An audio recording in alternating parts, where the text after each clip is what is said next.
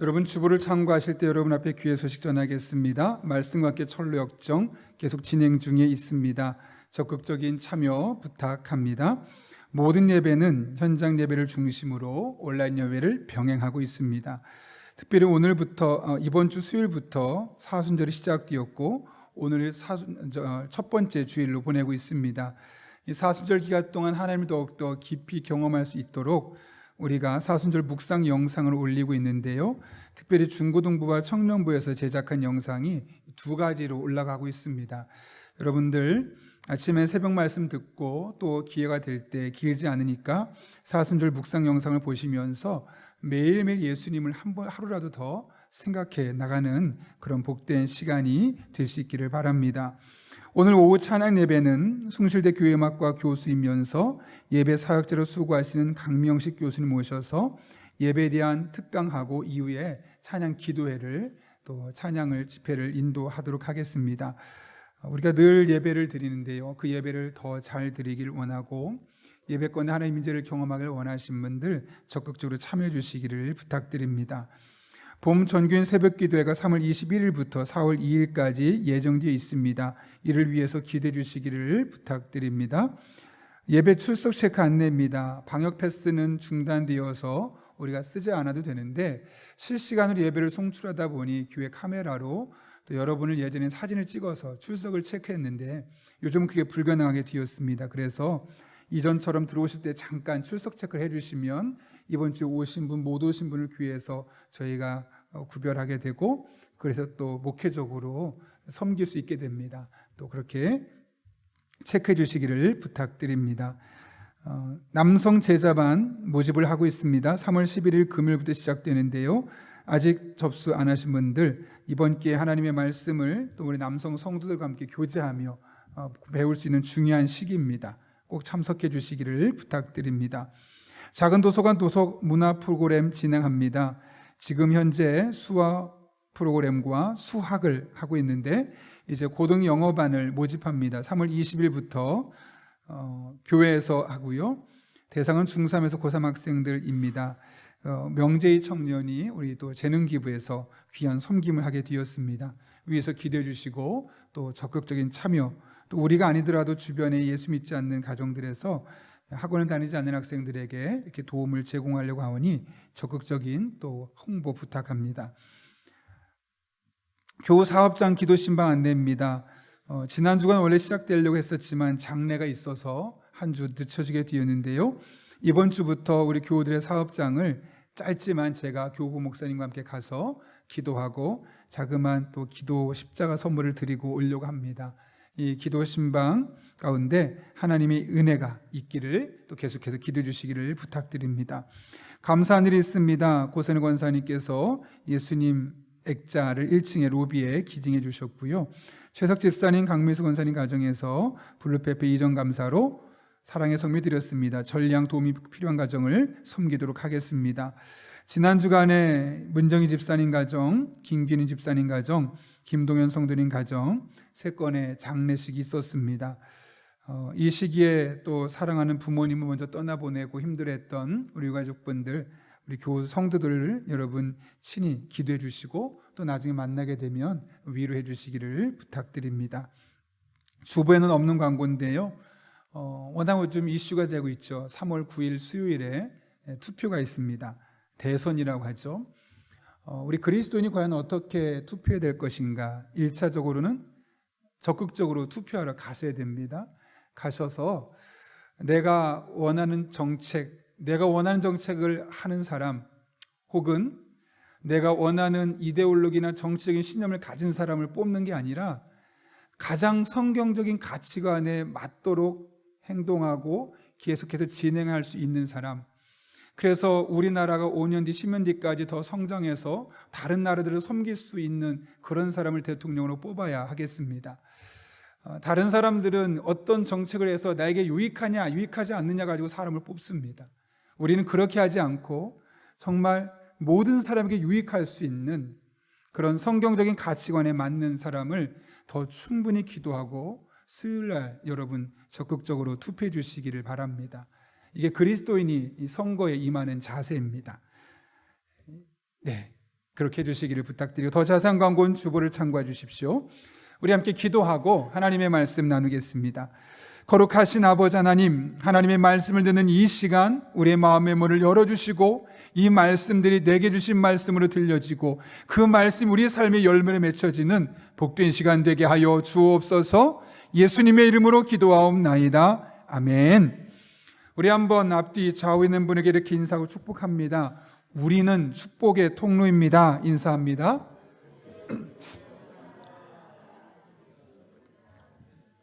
네, 좋습니다. 여러분 한 분 한 분 축복의 통로인 줄 믿으시죠? 하나님 반드시 그렇게 쓰실 겁니다. 한 사람이 하는 유언을 보게 되면 평소에 그 사람이 무엇을 중요하게 생각했는지 또 일평생 무엇을 목적으로 삼고 살아왔는지를 우리가 볼 수 있습니다. 오늘 설교는 한 분의 유언과도 같았던 기고문을 읽어드리며 시작하려고 합니다. 이런 내용인데요. 어떤 이들이 나를 암살하려고 한다는 밀고를 종종 듣습니다. 그러나 나는 도리어 기뻐합니다. 나는 총을 여러 번 맞아보았고 지금도 내 몸속에 총알을 지니고 있습니다. 그런 고로 나는 죽음을 조금도 두려워하지 않습니다. 나는 그리스도인이므로 거짓 없는 내 양심은 내 죽음을 초월하여 나라를 사랑하였습니다. 내가 만일 어떤 자의 총에 맞아 죽는다면 이 이상 기쁜 일이 없을 것입니다. 그것은 다름 아니라 밀 한 알이 땅에 떨어져 죽으면 많은 열매를 맺는 것 같이 내가 죽은 후 나 이상의 애국자들이 많이 나올 것이기 때문입니다. 나를 위하여 여러 교회들이 눈물을 흘려 기도하여 준다니 참으로 감사합니다. 여러분이 눈물을 흘리면 나는 피를 흘리리니 이 눈물과 이 피로 우리들이 갈망하는 조선을 하나님의 나라로 세워 봅시다. 왠지 그냥 아멘 나오죠. 늘 암살 위협을 당해오던 백범 김구 선생님의 유언과도 같았던 마지막 기고문입니다. 실제로 이 기고문을 올리고 나서 그는 암살을 당하게 되었죠. 그런데 이 유언과도 같은 기고문을 보면서 평상시에 이 백범 김구 선생이 크리스천으로서 어떤 삶의 가치관을 가지고 일평생을 살아왔고 또 그것을 위해서 어떤 삶을 살았을지가 이 기고문만 봐도 우리는 능히 보입니다. 그에게는 간절한 열망이 하나 있었습니다. 그것은 바로 조선, 즉 우리나라를 하나님의 나라로 세워가는 것이었습니다. 어떤 특정한 계층만을 위한 나라 혹은 나만을 유익하게 하는 나라가 아니라 이 전체가 하나님 기뻐하는 나라, 하나님이 통치하시는 나라, 하나님의 마음을 시원케 하는 나라를 어떻게 세워갈 수 있을까 고민하며 자신의 삶을 던지게 되었던 것이죠. 이것이 그의 유언을 통해 우리가 볼 수 있는 그의 삶의 모습입니다.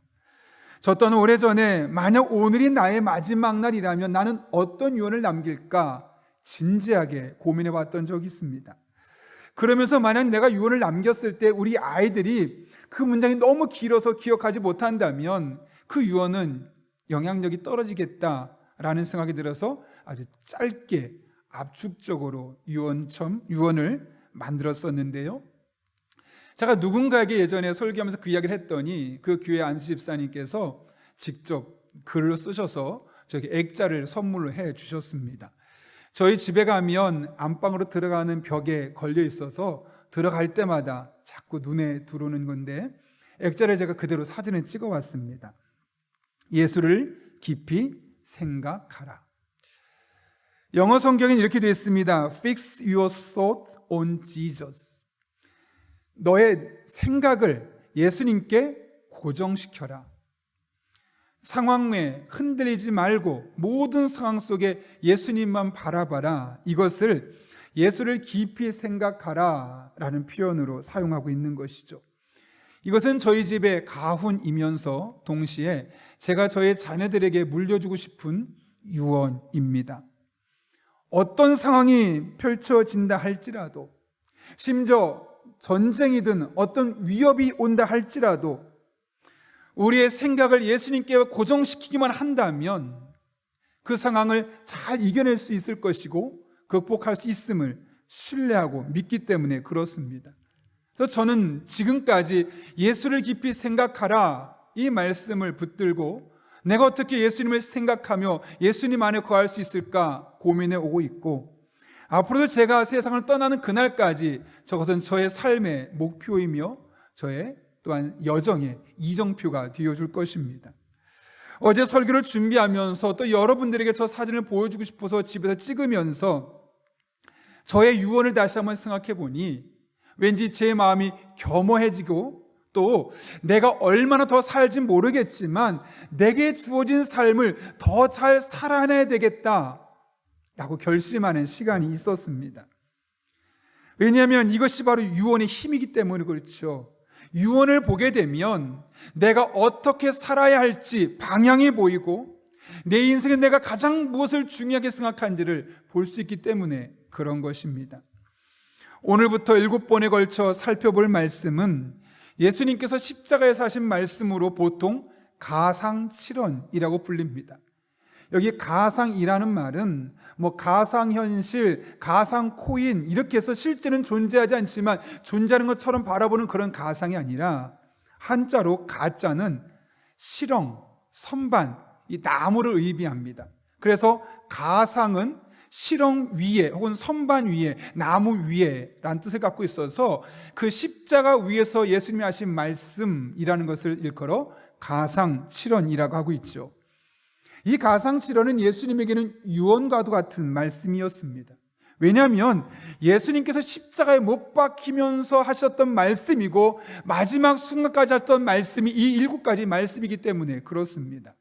따라서 이 가상칠언을 우리가 한 주에 하나씩 계속해서 그것이 무엇인지 이해해 나가기 시작한다면 예수님께서 살아생전 무엇을 가장 중요하게 생각하셨는지, 그분이 도대체 무엇을 놓고 33년을 살아오셨는지, 또 십자가에 못 박혀 죽으시면서 우리에게 주고 싶었던 메시지가 무엇이었는지를 제대로 깨달을 수 있습니다. 오늘 우리는 그 7개의 말씀 중에 첫 번째 말씀을 살펴보려고 합니다. 여러분, 예수님께서 뭐라고 말씀하십니까? 34절입니다. 이에 예수께서 이르시되 아버지 저들을 사하여 주옵소서, 자기들이 하는 것을 알지 못함이니이다 하시더라. 여러분, 이 34절 말씀은 단순히 예수님의 말씀이 아닙니다. 예수님의 기도입니다. 특별히 십자가 위에서 하셨던 기도문입니다. 그렇다면 이 기도는 어떤 상황에서 누구를 위해 했던 기도일까요? 이 기도는 십자가 위에서 했던 기도입니다. 그런데 이것은 예수님 자신을 위한 기도가 아니었습니다. 또 예수님에게 평소에 우호적인 태도를 보였던 이들을 축복하기 위한 기도도 아니었습니다. 지금 예수님의 목숨을 위태롭게 만들고 있는 십자가에 올려놓았던 유대교의 지도자들과 로마 병들을 위해 하셨던 기도, 어떻게 보면 예수님에게는 원수와도 같은 사람들을 위해 하는 기도였습니다. 우린 이 예수님의 기도를 통해 한 가지 중요한 사실을 깨달을 수 있는데요, 그것은 바로 하나님을 사랑하듯 이웃을 사랑하며 살라는 겁니다. 그런데 그 이웃은 그냥 내게 좋은 역할을 해주는 사람뿐만 아니라 나의 삶의 원수가 되는 사람까지도 사랑하며 살아갈 수 있어야 된다라는 것을 이 34절의 말씀을 통해 우리에게 전하고 있는 것이죠. 여러분, 그런데 34절을 얼핏 보면 이 말씀은 마치 용서에 대한 말씀처럼 보입니다. 그러나 본문은 용서 자체를 말씀하는 것이 아니라 오히려 원수까지도 용서할 수 있는 감정인 더 큰 의미에서의 사랑, 원수 사랑을 말씀하고 있는 겁니다. 만약 본문이 용서에 대한 말씀이라면 예수님은 이렇게 기도하셔야 됐습니다. 하나님, 저 너무 힘듭니다. 저를 괴롭히는 사람들, 저를 죽이려는 사람들이 있습니다. 그들을 제가 용서할 수 있게 해 주십시오 라고 자신을 위해서 용서를 비는, 용서할 수 있는 사람 될 수 있게 해달라고 기도하셨을 겁니다. 그런데 오늘 본문은 그렇게 기도하지 않죠. 예수님은 오히려 그들을 이미 용서하셨음을 그분의 기도를 통해 우리는 알 수 있습니다. 그래서 그분은 내가 그들을, 원수 같은 그들을 용서할 수 있게 해달라고 기도한 것이 아니라 하나님께서 그들을 용서해 달라고 그들의 죄를 용서해달라고 도리어 기도하고 있는 것이죠. 따라서 오늘 본문의 말씀은 개인의 용서가 아니라 그 용서가 가능하도록 만들어주는 더 큰 개념인 원수 사랑, 이웃 사랑에 대한 이야기임을 우리가 볼 수 있는 것이죠. 왜 그러냐면 이 34절의 말씀을 향했던 예수님의 행위 자체가 이웃 사랑과 연관되어 있기 때문에 그렇습니다. 여러분, 예수님의 공생의 초기에 산상수훈을 말씀하셨죠. 그때 마태복음 5장 43절과 44절을 보게 되면 예수님께서 이웃 사랑에 대해서 이렇게 말씀하십니다. 또 내 이웃을 사랑하고 내 원수를 미워하라 하였다는 것을 너희가 들었으나 나는 너희에게 이르노니 너희 원수를 사랑하며 너희를 박해하는 자를 위하여 기도하라. 여기 예수님이 두 가지를 말씀하셨죠. 하나는 원수를 사랑하라. 두 번째는 자신을 박해하는 자, 즉 원수 같은 사람을 위해 기도해라. 결국 이게 무슨 말일까요? 원수를 위해 기도하는 것이 곧 그 원수를 사랑하는 행위다라는 것을 예수님께서 말씀하고 있는 것이죠. 이 말씀을 이미 예수님께서 마태복음 5장서 말씀하신 겁니다. 그리고 나서 지금 십자가상에서 돌아가시면서 자신의 원수 같은 이들에게 말하는 거죠. 아버지, 저들의 죄를 용서해 주십시오. 그들을 위해 기도하고 있는 겁니다. 그러므로 예수님은 지금 원수들을 위해 기도하면서 원수를 사랑하기 하려고 노력하고 있는 모습을 우리에게 보여주고 있는 것이죠. 여러분, 그렇다면 나는 예수님을 따르겠습니다. 예수님의 제자처럼 살겠습니다. 예수님만이 나의 인생의 소망입니다라고 고백하는 우리는 어떤 삶을 살아야 하겠습니까? 바로 사랑의 삶이죠. 원수까지도 포용할 수 있는 사랑을 하는 것입니다. 그리고 그것은 원수 같은 사람을 위해 기도하는 것으로부터 시작됩니다. 여러분, 여러분의 삶 속에 여러분을 괴롭히는 사람이 있습니까? 아니, 원수만큼 괴롭히지는 않지만 여러분의 마음을 불편하게 하고 그 사람 볼 때마다 마음이 응어리지게 만드는 누군가가 있습니까? 그렇다면 여러분, 그를 위해 기도하십시오. 그 사람이 변하게 해달라고, 다른 사람에게 사랑받을 만한 사람이 될 수 있게 해달라고 기회를 위해서 적극적으로 기도해 보십시오. 그럼 하나님께서 원수를 사랑하는 우리의 모습을 보고 그 사람을 사랑받을 만한 사람으로 바꾸시는 것을 여러분이 볼 수 있게 될 것입니다. 최근에 연애신학이라는 크리스천 사이 연애를 어떻게 해야 되느냐, 그것을 신학적으로 정리한 권율 목사님이 본인의 간증한 것을 제가 봤는데요. 그분이 청소년 시기에 직접 겪었던 겁니다. 오늘날도 그렇지만 또래 친구 중에 몸이 좀 크고 힘이 센 친구들은 약한 친구들을 좀 못살게 굴고 괴롭히는 경향이 있습니다. 흔히 말하는 일진들이 힘이 약한 애들을 괴롭힌 것이죠. 어느 날 동급생 중에 하나가 그에게 다가오더니, 야, 돈 내놔. 나 돈 없는데? 그럼 돈 얼마 가져와. 라고 말하는 겁니다. 내가 왜 너한테 돈을 줘야 되는데? 라고 반항을 했더니 따라와 하고 화장실을 끌고 가서 때리는데, 손으로 때리는 것이 아니라 화장실 청소에서 변이 묻어있는 그 더러운 빗자루로 막 때리는 겁니다. 얼마나 수치심을 느꼈을까요? 동년배한테 맞는 것도 수치스러운데 그 더러운 변이 묻어있는 빗자루로 맞는다는 것이 그의 마음을 너무나 수치스럽게 만들었고, 그 자리를 나와서 집에 가는 내내 마음이 화가 나고 울분이 가라앉지가 않는 겁니다. 죽을 만큼 너무너무 힘들었지만 자신의 힘으로는 그를 이길 수 없었기 때문에 어쩔 수 없이 울분을 삭이면서 집으로 가는데, 도무지 그 감정이 추스러지지 않아서 성경책이라도 읽어보자 하고 폈는데, 마침 그때 마태복음 5장 43절과 44절의 말씀이 그에게 다가온 겁니다. 또 내 이웃을 사랑하고 내 원수를 미워라 하였다는 것을 너희가 들었으나 나는 너희에게 이르노니 너희 원수를 사랑하며 너희를 박해하는 자를 위하여 기도하라. 하필이면 이 말씀이 계속 보이고 막 떠오르는 겁니다. 아니, 나보고 그 인간을 사랑하라고? 어처구니 없네. 계속 마음에 안정이 안 되는 겁니다. 그렇지만 하나님이 그렇게 말씀하시니 원수 같지만 하나님, 제가 그에게 사랑을 전하려고 합니다. 사랑을 전할 수 있도록 환경을 만들어 주시고 그 아이가 변할 수 있게 도와주시고 하고 그 아이에게 전화를 걸었습니다. 그리고 이렇게 말합니다.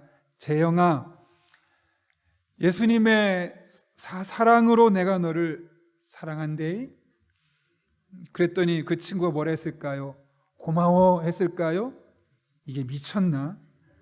오늘 너 나한테 빗자루로 맞더니 어떻게 정신 나간 거 아니냐 하고 오히려 핀잔을 주는 거죠.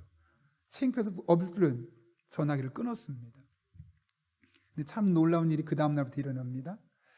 그렇게 괴롭히고 돈 가져오라고 때렸고 폭언을 입사했던 그 친구가 아무런 말도 하지 않는 겁니다.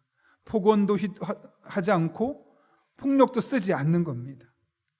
물론 정확하게 어떤 이유로 내가 너한테 그렇게 하지 않을게 라고 그 친구에게 듣지는 않았지만 적어도 지금부터 그 재영이라는 아이가 확실히 달라져서 자신에게 그런 나쁜 행동을 하지 않게 되었다는 것이죠. 그러면서 이렇게 말합니다.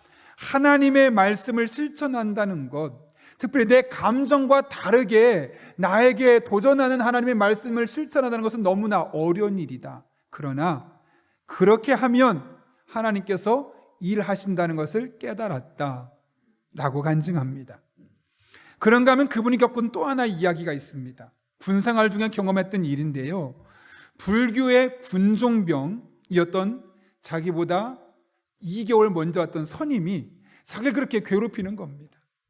음식을 먹는데 조금만 늦게 먹어도 왜 음식을 그렇게 늦게 먹냐고 핀잔을 주고, 대답할 때 한 1, 2초 정도밖에 늦지 않았는데 왜 말을 더듬느냐고 무시하고, 자그마한 행동을 꼬투리 잡아서 계속 괴롭히는 거죠. 살이 마를 정도로 너무너무 큰 스트레스를 받는 겁니다. 웬만하면 군대니까 넘어갈 수 있겠는데 도무지 더 이상 참을 수 없겠다라는 마음이 들어서 아예 그 선임이 하는 말을 무시했다고 합니다. 그 당시에 이 권율 목사님의 심리 상태는 그 선임을 산으로 끌고 가서 땅에 생매장하고 싶을 정도로 마음에 너무너무 화가 나고 억울하고 정말 죽이고 싶었다는 거죠. 근데 어느 날 문득 암호실 앞에서 보초를 서다가 스스로를 보며 깜짝 놀랐다는 겁니다. 내가 크리스천인데 내가 어떻게 이렇게 악한 생각과 나쁜 말을 실행하려고 하고 있었을까? 순간적으로 깜짝 놀랐다는 거죠. 그리고 내가 제 딴엔 지금까지 예수 믿는 사람으로서 군대에서도 열심히 교회를 다니고 믿는 사람이라고 말했는데 정작 이렇게 자기같이 원수같이 대하는 그 선임 하나를 내가 제대로 대하지 못해서 그를 죽이려고 했다는 그런 마음을 품었다는 사실이 너무나 죄송해서 얼굴을 들을 수 없었다는 거죠. 손양원 목사님은 자기 아들을 2명이나 죽인 원수도 자기 양아들로 삼았다고 하는데, 나는 그냥 말로 괴롭혔던 그 선임, 그거 내가 못 참고 이런 마음을 품다니 스스로 자괴감이 들고 하나님의 부끄러운 마음으로 철저하게 회개했다고 합니다. 물론 여전히 그가 죽도록 싫었습니다. 그래서 마음을 가다듬고 그 선임을 위해서 기도하기 시작하는데 너무너무 싫다 보니까 기도하다가도 욕이 나오더랍니다. 자, 한번 그대로 읽어볼게요. 살아계신 하나님, 그 새끼를 긍휼히 여겨 주옵소서.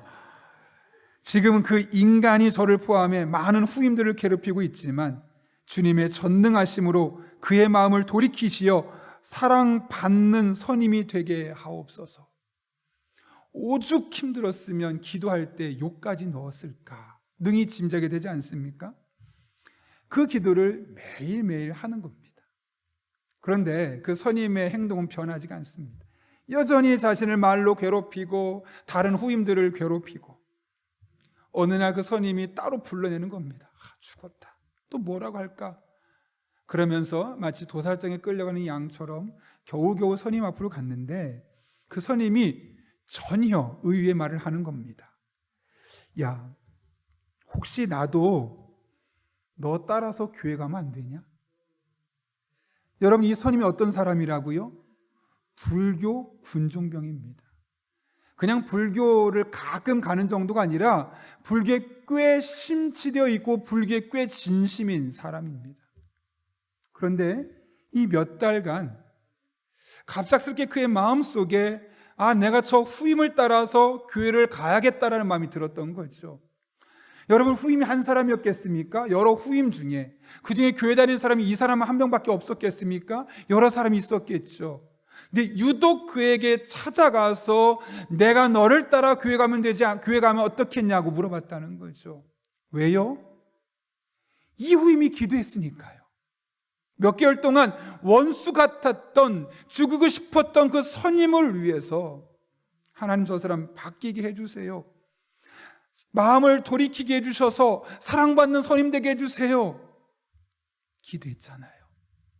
그러니까 하나님이 그의 기도를 통해서 이런 놀라운 은혜를 베풀어 주신 것이죠. 근데 그 말을 듣는 순간 긴가민가 했다는 겁니다. 혹시 이 인간이 잘못 먹어서 헛소리하는 거 아닌지, 혹은 또 이거 가지고 핑계대고 꼬투리 잡아서 나를 괴롭히려고 한 건 아닌지 라고 생각했는데 진짜 변한 겁니다. 그날 이후로 그 목사님을 따라서 함께 교회를 다니게 되었던 것이죠. 권 목사님 말합니다. 지난 수개월 동안 원수 같았던 그를 위해서 기도했던 것이 결코 헛되지 않았음을 이 사건을 통해서 크게 깨달았다는 겁니다. 그런가 하면 마지막으로 하나 이야기하고 말씀을 마치려고 하는데요. 기도에 관한 수많은 베스트셀러를 쓴 스토미 오마샨이라는 여성분이 있습니다. 사진에 보시면 아시겠지만 그분이 많은 책을 썼습니다.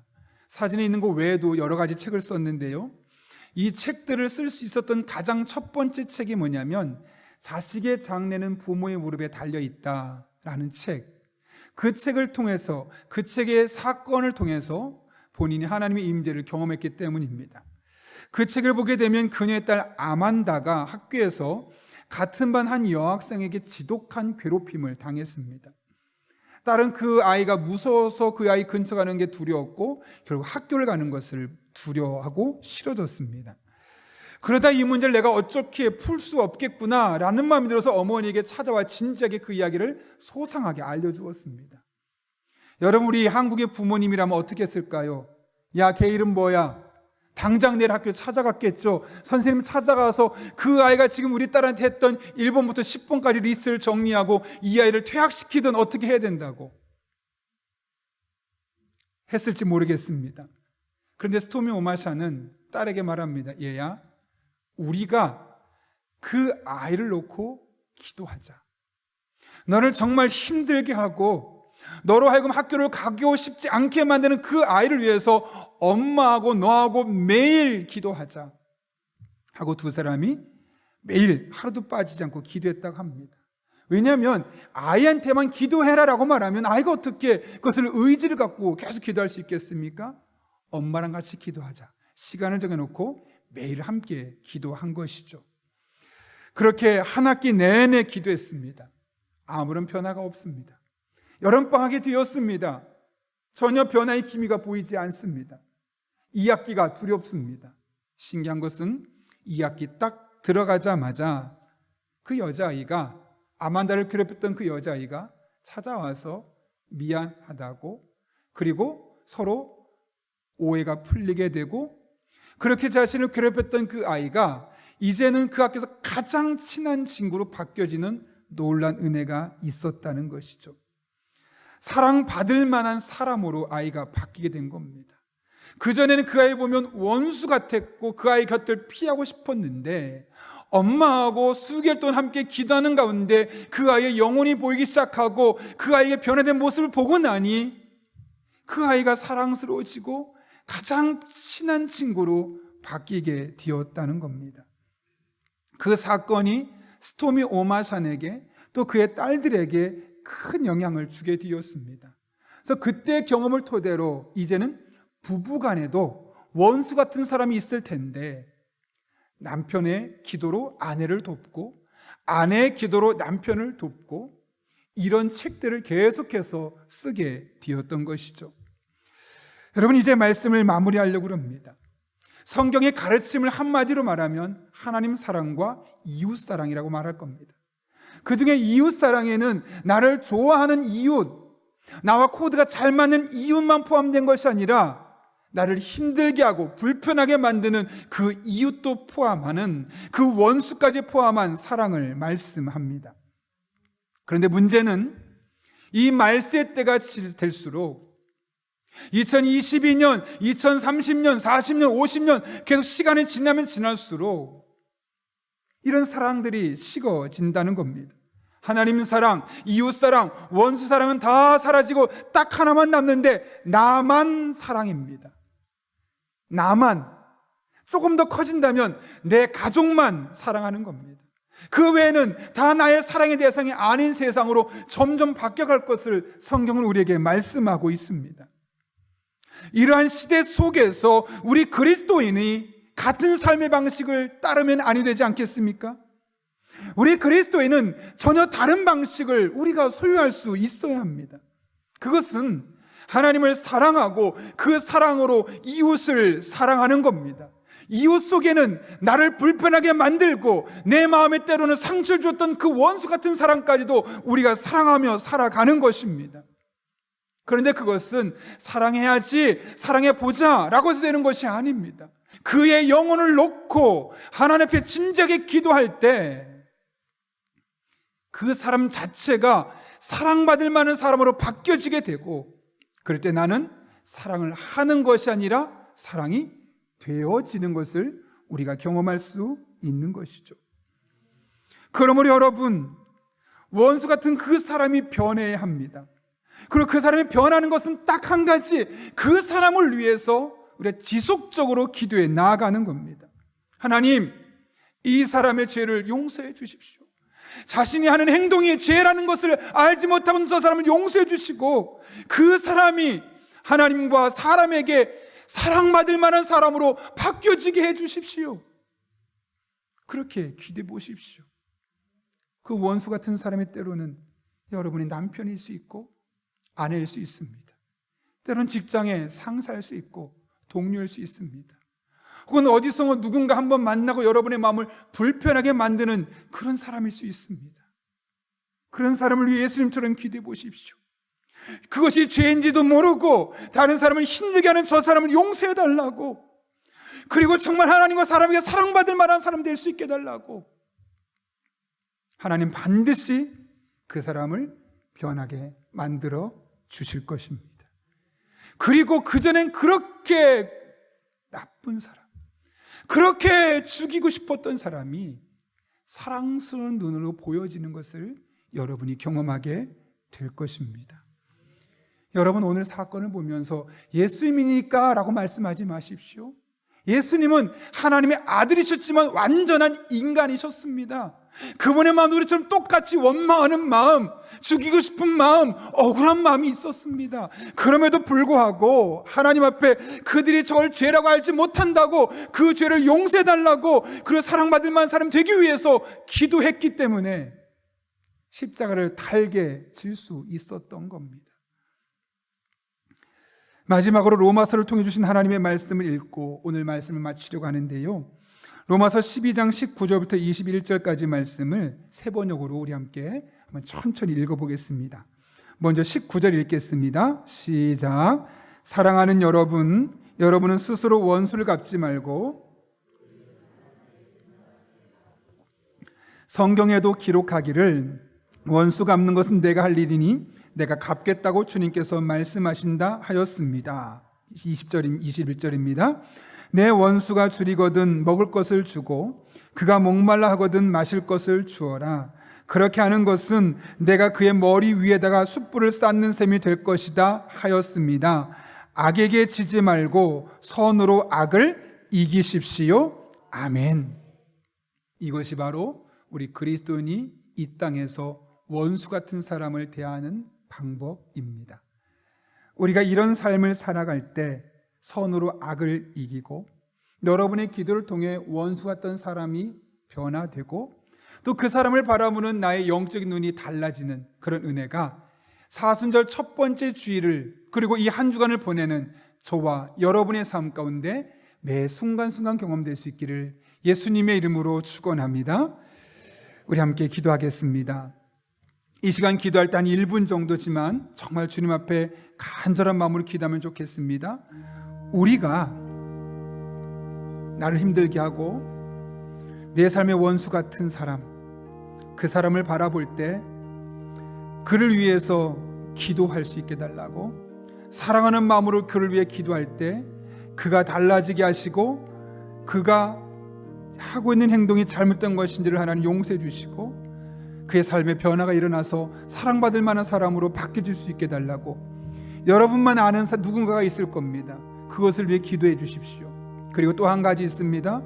러시아와 우크라이나 사태를 놓고 함께 기도하려고 합니다. 우린 그동안 우크라이나를 지켜달라고 우크라이나의 변화만 놓고 기도했는데, 오늘 말씀 보면 우리가 정작 기도될 대상은 푸틴과 그의 의견에 동조하는 나쁜 사람들입니다.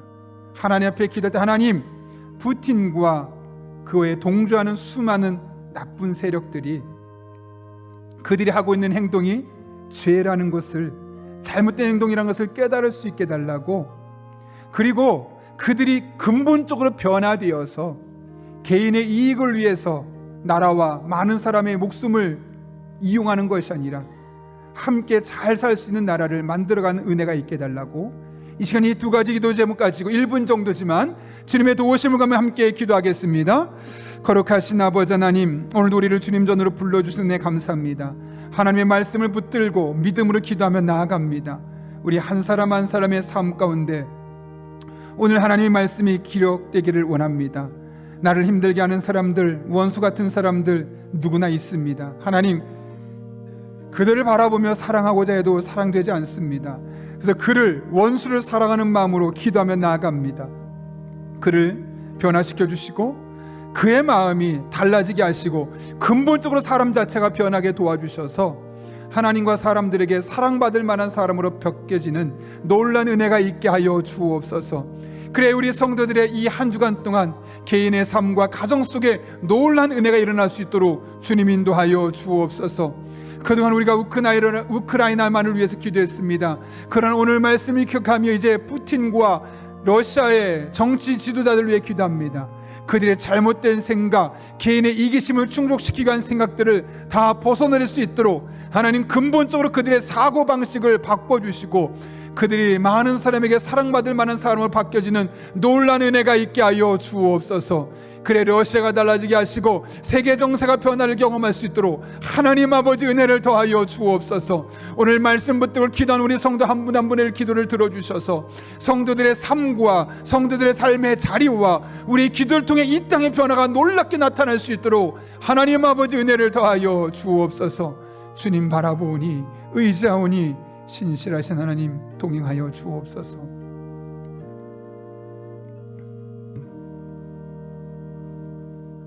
거룩하신 아버지 하나님, 오늘도 우리를 주님 전에 불러주셔서 하나님의 말씀 붙들고 믿음으로 살아갈 수 있도록 인도하신 은혜 진심으로 감사를 드립니다.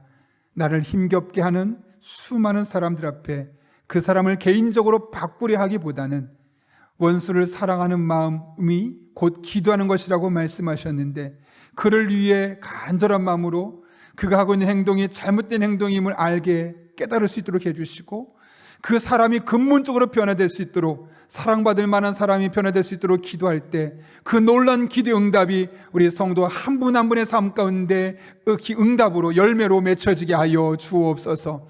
그동안 우리가 우크라이나만을 위해서 기도했습니다. 그러나 이 시간은 러시아를 위해 기도합니다. 푸틴과 그를 추종하는 세력들이 자신들이 하고 있는 일이 얼마나 잘못된 일인지를, 죄인지를 깨닫게 도와주시고 함께 잘 살아갈 수 있는 세상을 만들려는 그런 근본적인 변화가 그들의 삶에 나타날 수 있도록 주님 인도하여 주옵소서. 함께 하실 간절히 바라오며 예수님의 이름으로 기도하옵나이다. 아멘.